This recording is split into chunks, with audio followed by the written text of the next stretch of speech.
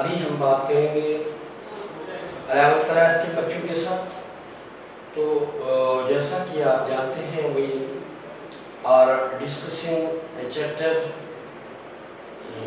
legislature at the state in the center,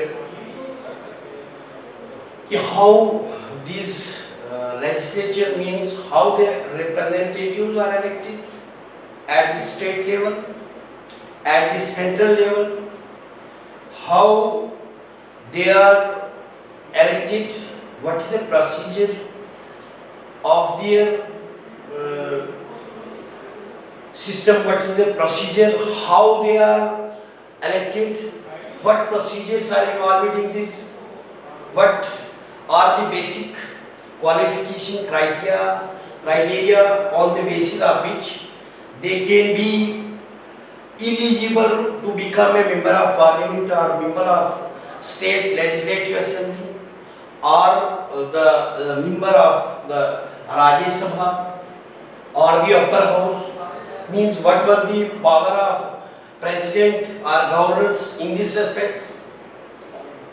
These were the certain matters which we have to cover in this chapter, but today we will discuss the power and function of a parliament.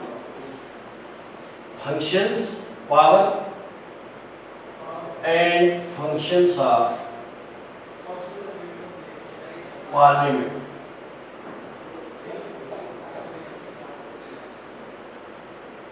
As we know that in our India there is a bicameral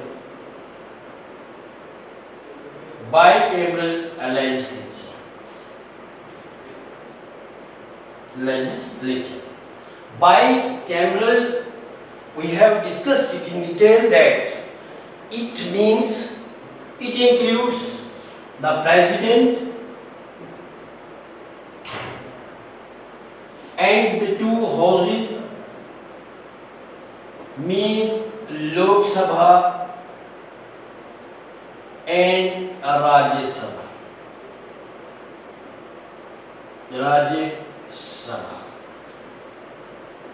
How they are elected, how they are selected, we have discussed them in detail in the earlier discussions. But today we will discuss what are the powers of the parliament, because parliament से आप समझते हैं कि parliament में सिर्फ हमारे ministers, councils of the ministers या other which are involved in our government are not the only persons which are in the parliament. There is opposition. वहाँ पे इंडिया में जो है here is a multi party system and हम नहीं कह सकते कि सिर्फ यहाँ पे हुकूमत करने वाले और इनकी अपोजिशन ही है, लेकिन इन में जो है यहाँ पे मल्टी पार्टी सिस्टम है। मींस यहाँ पे अपोजिशन, एक तो अपोजिशन का वो जो है अपोजिशन पार्टी एक है, मींस यहाँ दूसरे भी उस अपोजिशन का भी दूसरा अपोजिशन हो सकता है। मींस यहाँ पे हम एग्जांपल ले लें कि कहीं पे जो है अपोजिशन का वो लीडर होता है वो भी इतने ही इंजॉय करता है जितना एक मिनिस्टर के पावर्स जो होते हैं या उसके लिए कॉन्स्टिट्यूशन में है।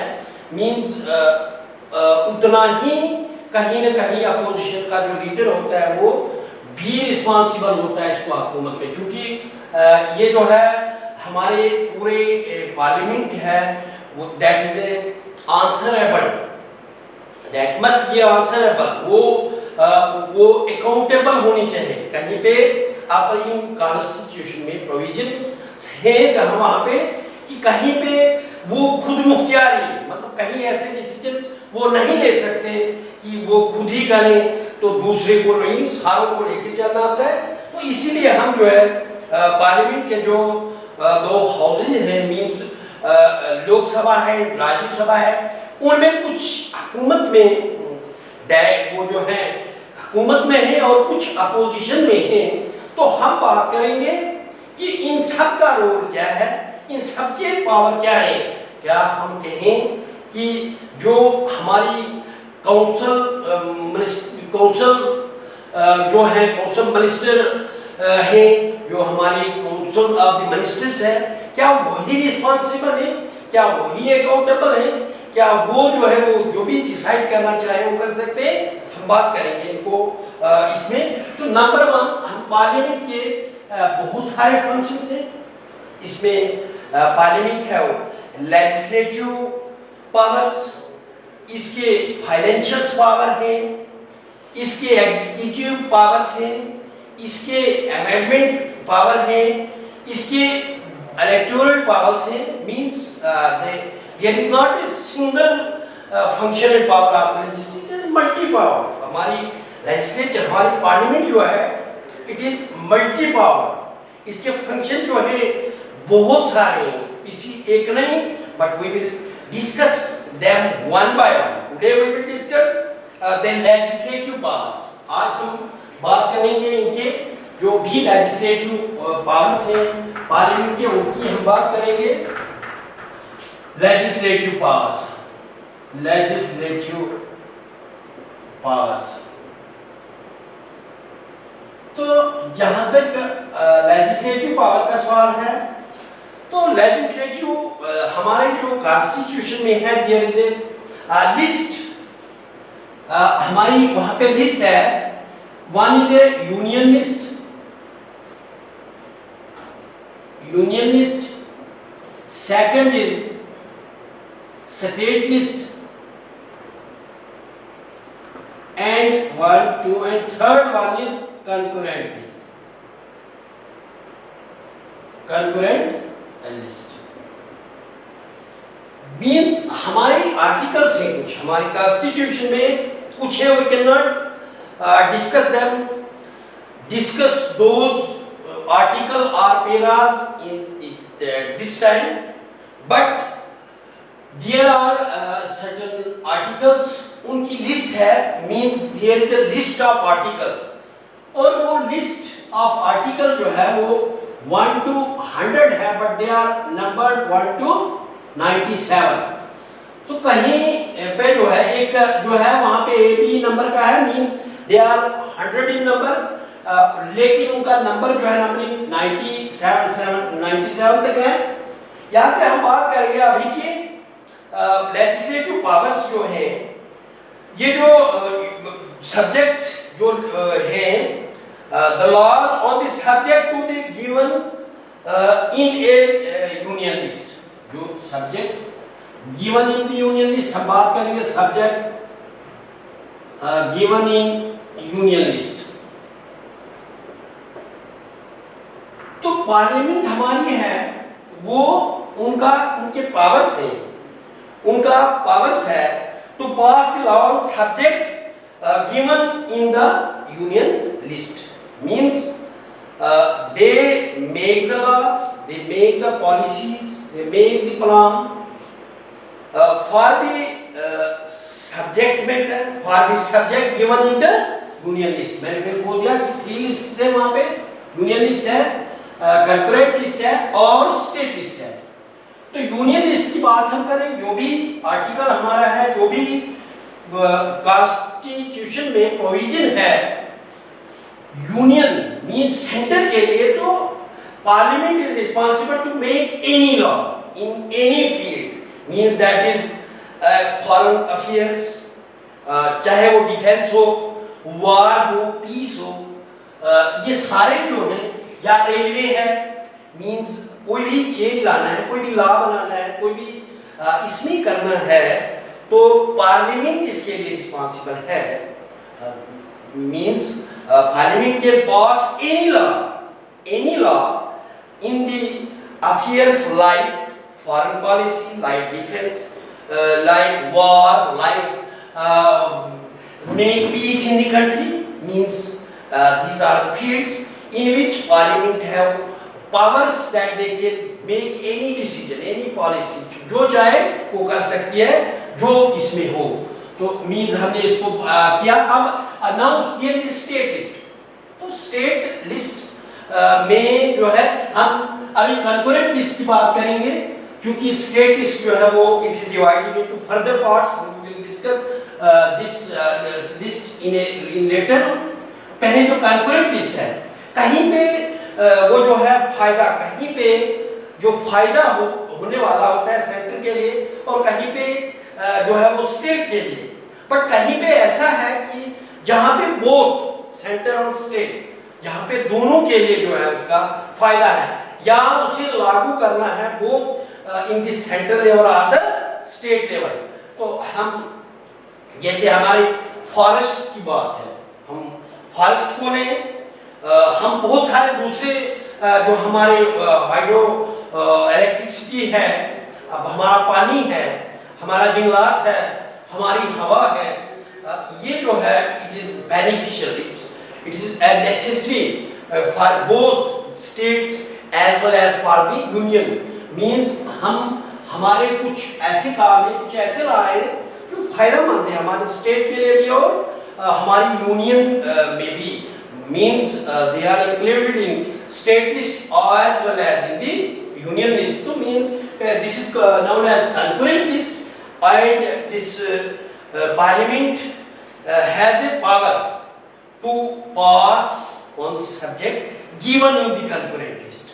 What are the subjects which are given in the concurrent list? Subject means क्या article से क्या provision है in constitution of India में। इंडिया में जो हमारा आईन है, तो आईन में हमारे कंकरेंट लिस्ट में there are some subject means कुछ आर्टिकल्स है, कुछ ऐसे लॉ है जिन लॉज को इंप्लीमेंट करना है, जिनके ऊपर काम करना है।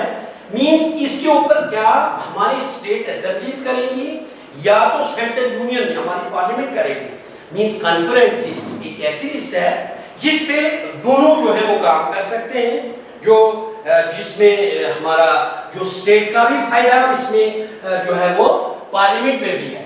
नाउ अब इसमें जो है ये दोनों के लिए होती है, क्योंकि जहां तक मैंने बात कर दी कि जैसे हमारे फॉरेस्ट से हमारा पानी है, हमारा दूसरे बहुत सारी चीजें ऐसे हैं जो कॉमन है, वो स्टेट के लिए अलग है, और वो जो वो जो है उनका कहीं न कहीं रिलेशन स्टेट के लिए भी है और सेंटर के लिए भी है। तो इट मींस जैसे हम फॉरेन पॉलिसी की बात करें जो हमारी यूनियन लिस्ट में है, ये इसमें जो है स्टेट हमारी इंटरफियर नहीं कर सकती। जहां तक हमारा रेलवे का सिस्टम है, रेलवे जो हमारा है एक अलग से इसकी फंडिंग, इसका बजट वगैरह अलग होता है। तो ये जो रेलवे के साथ हमारी स्टेट लेजिस्लेचर का कोई भी काम नहीं है, क्योंकि ये चीजें मैटर ऑफ नेशनल लेवल, ये हमारे नेशनल लेवल की बात है। सो हमारा कंसर्न नहीं है, there is no concern of the state legislative assemblies with this railway का जो कानून बदल रहा है, तो हमारी एलिजिबल नहीं है। तो मुझे लगता है आप समझ गए होंगे कि मतलब हमारे स्टेट लिस्ट के जो है उसमें सिर्फ यूनियन स्टेट के लेजिस्लेचर ही कर सकते हैं, और कंकरेंट लिस्ट में हमारी स्टेट भी इसमें बदल सकती है, इसमें पॉलिसीज बना सकती है, इसमें प्रोग्राम बना सकती है, और यूनियन भी यूनियन मींस यूनियन लिस्ट में अथॉराइज है पार्लियामेंट, और स्टेट में जो है वो स्टेट लेजिस्लेटिव, और कंकरेंट लिस्ट में दोनों। तो अब हम बात करेंगे कि स्टेट लिस्ट में जो स्टेट लिस्ट है, what are the subjects given in the state list? Means now we will discuss the subjects which are given in the state list. Means state is as responsible as the parliament is in the union list. जिस तरीके से हमारी parliament जो है is responsible, is fully authorized to make laws with regard to foreign affairs, defense, war, peace, etc. Same is the case. What are the subjects in the state list? Our state legislative assemblies means they are हमारी जो इधर की कानून साज council है, state legislative assemblies जो है, they are responsible to make any law which is in the state list, but in the same manner. वो उनका होने सपोज क्या है कि union parliament have also power that they can also make law in this regard, कि हमारी जो है वो जो स्टेट तो कर ही सकती है, लेकिन पार्लियामेंट भी इसमें मुदाखलत कर सकती है। जो हमारी स्टेट लिस्ट है, स्टेट लिस्ट में भी पार्लियामेंट का फंक्शन है। Parliament has function to make any change, to make law, whatever they need it, whatever they feel that there is a need of change, there is a need of amendment, they have a power. उनके पास power है कि हमारे parliament के पास power है कि ऐसा कर सकते हैं। मींस हम बात करेंगे इस पे कि कैसे है। नंबर वन जो है, नंबर वन हमने बात कर दी कि जो भी सब्जेक्ट जो है वो स्टेट कर सकता है और सेम वे में सेंटर कर सकता है। नंबर टू आ गया इन दी, ये जो है कब होगा, जब हमारी स्टेट में जो है in the emergency, means in emergency is when emergency is proclaimed for whole country और any part of the country. Number दो आ गया when emergency is proclaimed,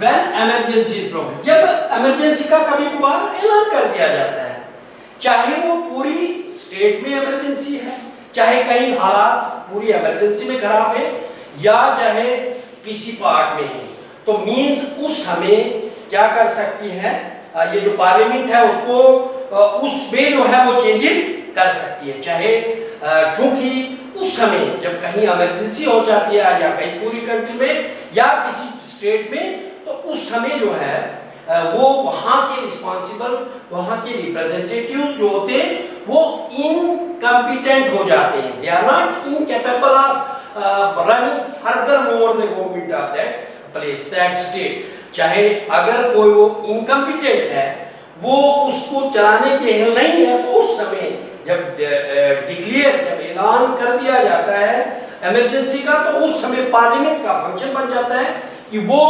इसमें वो जो है वो जो है उसमें मुदाखलत कर सकता है और पावर बना सकता है। या ये नंबर एक हो गया कि जो है वो जब कहीं पे वो पार्ट में इमरजेंसी प्रोक्लेमेंट इन फेलियर ऑफ जो है रूल, फेलियर में होगा, तो कभी कभार ऐसे हो जाता है कि फेलियर हो जाता है इसमें कॉन्स्टिट्यूशनल मशीनरी में, जिस तरीके से फिर दोबारा से emergency is proclaimed when constitutional bodies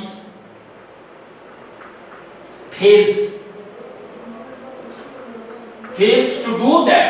लेकिन उस समय, जिस समय ये जो वो जो सेंटर है, पार्लियामेंट है, इस कानून को बनाएगा, लेकिन जैसे ही एक साल के बाद वो कानून जो है वो खत्म हो जाते हैं, तो इस समय भी in emergency is proclaimed due to the failure of constitutional machineries in a state, the laws made by the parliament are implemented. अब फिर उस समय जो है इन सच में जब वो जो है मशीनरी फेल है, जिनको वो रिप्रेजेंटेटिव्स हैं, they are not able to run the government furthermore, तो उस समय क्या हो जाता है कि हमारे पार्लियामेंट का फंक्शन बन जाता है कि वो जाके इंटरफेयर करके वहां को वो बना सकते हैं, और फिर जो है वो जो है emergency shall cease to operate. उस समय वो उनके बनाए हुए जो पहले जो कॉन्स्टिट्यूशन मशीनरी फेल हुई, उनके जो भी कानून बनाए हुए होते हैं वो they are seized by the parliament, उनको कलदम करार दिए जाते हैं, वो नल एंड वाइड करार दिए जाते हैं, and they can frame there policies. और फिर जो है कब तक वो चलता रहेगा, जब तक वो जो है वो फिर दोबारा से ऐलान हो कि वहाँ का वो ठीक हो गया, उसके बाद ही ऐसा हो जाता है। तो ये सारे जो थे powers of parliament in the legislature था।